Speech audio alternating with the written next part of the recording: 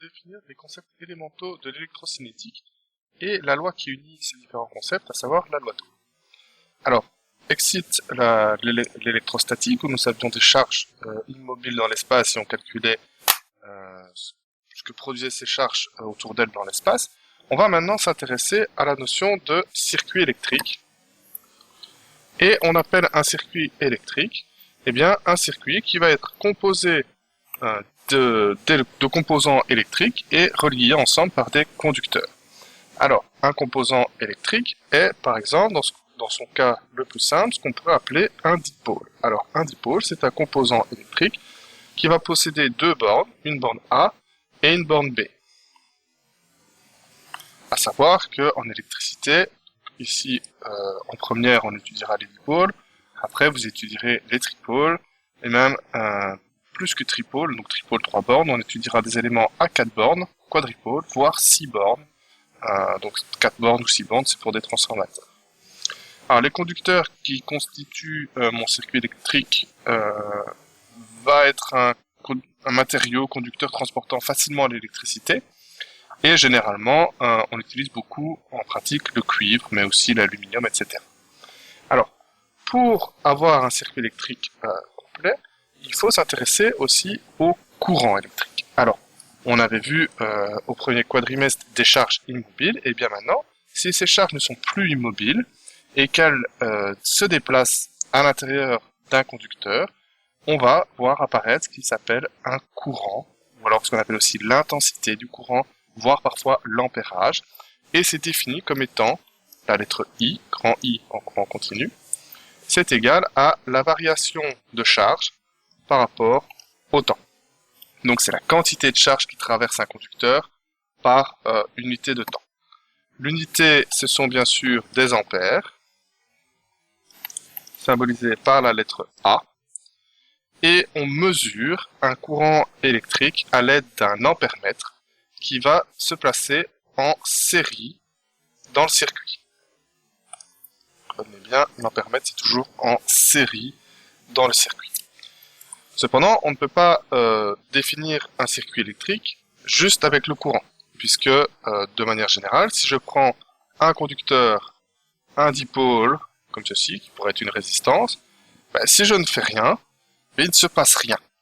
Pour qu'il y ait apparition d'un courant dans un circuit, il faut qu'il y ait ce qu'on appelle une différence de potentiel, ce qu'on appelle aussi tension. Donc, la différence de potentiel, DDP, qu'on appelle aussi tension. Alors on a vu au premier quadrimestre le potentiel électrique, à savoir qu'on pouvait attribuer à une charge ou à un ensemble de charges dans l'espace un potentiel, d'accord ? Mais c'est pas évident de travailler avec le potentiel d'un point A ou d'un point B, etc. C'est plus facile de travailler avec la différence de potentiel entre deux points.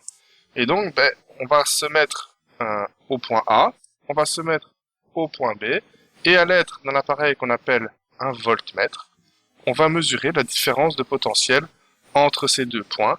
Et cette différence de potentiel, on l'appelle U, et elle s'exprime en volts. Alors, je reviens pas sur la petite démonstration qui est dans le cours, ça fait référence à comment est-ce qu'on définit la tension et la différence de potentiel par rapport au champ électrique, mais ça je vous renvoie vers les autres vidéos du premier quadrimestre si ça n'avait pas été acquis. Et donc, le potentiel, on pourrait symboliser ça, ou la différence de potentiel ou la tension, on pourrait symboliser ça de plusieurs manières. Il y a plusieurs analogies qui fonctionnent bien. Une analogie qui fonctionne bien, c'est d'utiliser le circuit hydraulique et se dire, finalement, la tension, qu'est-ce que c'est ? C'est une différence de hauteur entre deux réservoirs. Par exemple, ici, si j'ai un réservoir d'eau qui est placé ici, et que je veux se faire s'écouler ce liquide dans un autre réservoir ici, plouf, plouf, plouf, pas très joli mais vous avez compris l'idée, eh bien on peut symboliser plusieurs choses, même quasiment tout ce qui est électrique. On peut représenter finalement ici la différence de hauteur, delta H, ici comme étant cette tension, delta U ou delta V, c'est plutôt delta V qu'on appelle U en électricité. Pas facile d'écrire à la tablette, donc vous m'excuserez. Alors, si la différence de hauteur, donc finalement l'énergie potentielle, on pourra assimiler ça à une énergie potentielle de hauteur, représente la tension, le courant, lui, est représenté par le débit de l'eau qui circule dans ma conduite, ici. Ça va être mon courant I. Et le troisième élément fondateur qu'on va étudier ici dans ce cours, c'est ce qu'on appelle la résistance. Alors, la résistance, qu'est-ce que c'est? C'est une grandeur qui va traduire la propriété d'un corps à s'opposer au passage du courant électrique qui la traverse. Alors, on parle aussi de conductance, mais on parle plus volontiers de résistance, voilà, parce que c'est quelque chose qui a été plus facilement mis en évidence que la conductivité et la conductance. D'accord? Alors, la résistance, alors, il y aura un chapitre consacré sur les résistances un peu plus loin, comment est-ce qu'elles se comportent par rapport à la température, comment est-ce qu'elles se comportent voilà, de façon nomique. Ici, on va rester assez simple et on va donc définir la résistance comme un objet, on voit ici, l'objet qui est là, qui va limiter le passage du courant à l'intérieur de mon circuit. Alors, ce qui va du coup représenter la résistance dans mon circuit hydraulique ici, c'est le diamètre finalement de mon tuyau. Si j'ai un tuyau assez large, ou bien à l'inverse un tuyau qui est plus fin, eh bien le liquide ne va pas s'écouler de la même manière à l'intérieur. Et donc cette résistance, c'est un peu ça qu'elle représente. Et donc, on va enfin arriver à relier ces trois éléments ensemble, le courant, la tension et la résistance, et on va réunir tout ça dans ce qu'on appelle la loi d'Ohm. Et donc la loi d'Ohm, c'est une loi expérimentale à la base, qui a été développée par George Ohm en 1827, si j'ai bonne mémoire, et qui permet de réconcilier ces trois concepts fondamentaux de l'électrostatique, à savoir la tension, le courant et la résistance. Et la loi d'Ohm nous dit que U, c'est égal à R fois le courant I. Comme ceci. Alors là, on est on a sur un concept macroscopique, une définition macroscopique de la loi d'Ohm, il y a une définition microscopique de la loi d'Ohm, mais alors là, il faut passer par la définition de densité de courant et repasser par le champ électrique, ce que je ne ferai pas ici, mais si ça vous intéresse, vous pouvez aller visionner sur Internet des informations sur la loi d'Ohm microscopique. Alors, à savoir ici que la loi d'Ohm est un peu mal exprimée parce qu'on exprime U comme une fonction du courant I, alors que en réalité c'est l'inverse, d'accord? Le courant I est produit par une différence de potentiel, et pas une différence de potentiel produite par un courant. Néanmoins, c'est plus facile de la lire comme ça que de dire I égale à U sur R, mais c'est tout à fait vrai aussi, I est égal à U sur R, mais c'est plus facile à retenir dans ce sens-là, et c'est pour ça qu'elle a connu son heure de gloire comme ça. Alors, on peut aussi du coup définir R en disant que R c'est égal à U sur I. J'attire votre attention ici quand même sur le fait, quand on dit que R est égal à U sur I, c'est vrai et c'est pas vrai. Alors, c'est vrai mathématiquement, dans le sens où, quand on a une résistance ohmique, qui est tout le temps la même, donc qui est constante, il existe une loi de proportionnalité entre U et I, mais ça ne veut pas dire que la résistance dépend de la tension et du courant. La résistance dépend, entre autres, et majoritairement des cas, de ce qu'on appelle la loi de Pouillet. Je vous renvoie vers des vidéos plus loin sur la chaîne, ou bien sur Moodle, ou bien dans le cours. Mais donc, cette loi d'Ohm est une relation mathématique. C'est pas la définition intrinsèque de ce qu'est une résistance. Alors, on va quand même s'intéresser un petit peu à cette loi d'Ohm. Si jamais je prends un tableau ici, Excel quelconque, et que je décide de prendre une résistance R qui est égale à 10 ohms, tout le temps, si je prends des courants I, des résistances R, du coup, et que je m'intéresse à la tension U, si j'ai toujours 10 partout de résistance, eh bien je peux m'amuser à prendre des courants. Alors vous allez me dire, dans un laboratoire, c'est plus facile de faire l'inverse, c'est plus facile de prendre U, et j'y reviendrai dans un instant. Mais mettons qu'on arrive à définir des courants propres, par exemple 1 ampère, 2 ampères, etc.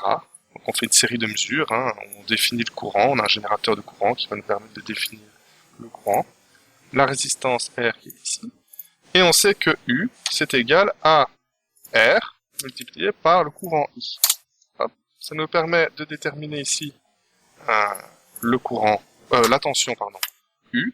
Et si on met tout ça dans un graphique, si on s'intéresse au graphique de U en fonction de I, puisque c'est comme ça qu'est exprimée la loi d'Ohm ici, hein, U est une fonction de I, eh bien on va avoir un magnifique graphique, hop, le voilà, qui est une belle droite, hein, logique. Puisque U est égal à R fois I, donc c'est-à-dire une constante fois I, bah c'est une fonction, Y égale une constante fois X, et donc on a bien une droite. Alors, pour les puristes, hein, qui auront compris directement que en réalité, on a plus souvent facile à déterminer U et à en déduire I ou à le mesurer, d'accord? Eh bien, on va le faire tout de suite, hein. Hop, ici. Donc ici, on va prendre des valeurs de U qui sont classiques. Je prends toujours 10 ohms pour ma résistance. Hop, j'étale un petit peu. Et donc, ben, on a dit que I, si je reviens ici, c'est égal à U divisé par R. Oups. U divisé... ouais, évidemment, ça ne marchera pas. C'est cette case-là divisée par cette case-là. Alors, Excel est malin, mais quand même pas au point de comprendre quand je dis U et R ce que c'est. Voilà. Et donc, si maintenant on fait à nouveau un graphique, mais cette fois de I en fonction de U, hop, on a toujours une belle droite, c'est logique. Et si jamais on avait fait U en fonction de I,